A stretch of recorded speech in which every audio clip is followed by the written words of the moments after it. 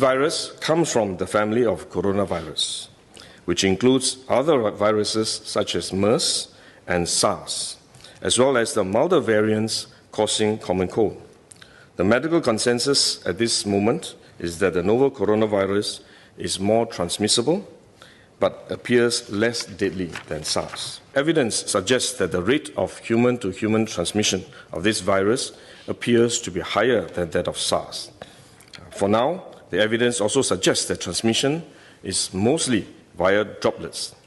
What this means is that the virus is carried within droplets emitted from an infected person over a short distance, such as when a person coughs or sneezes.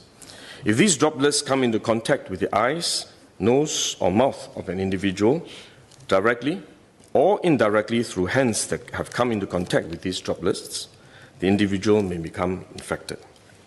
To clarify, there is no evidence currently to suggest that the virus is airborne. There are other viruses, such as the chickenpox, which can easily be transported via air currents and do not require droplets to contact the eyes or nose. The novel coronavirus is not in this category of viruses. The novel coronavirus could also transmit through surface contact. Let me explain. When a person sneezes or coughs, the droplets fall onto the surfaces of tables and chairs, and the virus may remain alive for up to a few days. When someone else touches the surfaces of these tables and chairs, the virus can be transferred to his hands, and if he then rubs his eyes or nose without washing his hands, he may become infected. So we should wash our hands. This is also why we only quarantine the close contacts of confirmed cases. For more transient contacts, such as individuals that the confirmed cases may have walked past in malls or hotels, the risk of transmission is low. For coronavirus generally, the person is most infectious when he is displaying symptoms, or what you call symptomatic.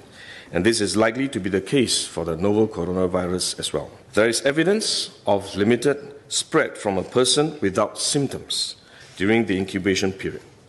However, this form of transmission may be uncommon and has so far involved isolated cases only. At this point, the evidence still points towards higher transmissibility when the person is displaying symptoms. As such, medical professionals, both overseas and in Singapore, have advised that the most effective way that we can protect ourselves is to practice good personal hygiene. We should regularly wash our hands with soap and water and avoid touching our face with our hands. These may sound simple, but actually they're very difficult to do because all of us touch our face all the time. Even at a meeting when we have on this ministry task force, while I was speaking, I was touching my face until Minister Lawrence Wong nudged me with his elbow and said, "Stop touching your face." So it is simple but extremely difficult, but are actually very effective in preventing all kinds of infection. Potential infection from asymptomatic persons, in fact, is less likely to be from coughing or sneezing directly because they don't have symptoms. They are not sneezing or coughing, but more likely by touching contaminated surfaces, for which masks offer no protection.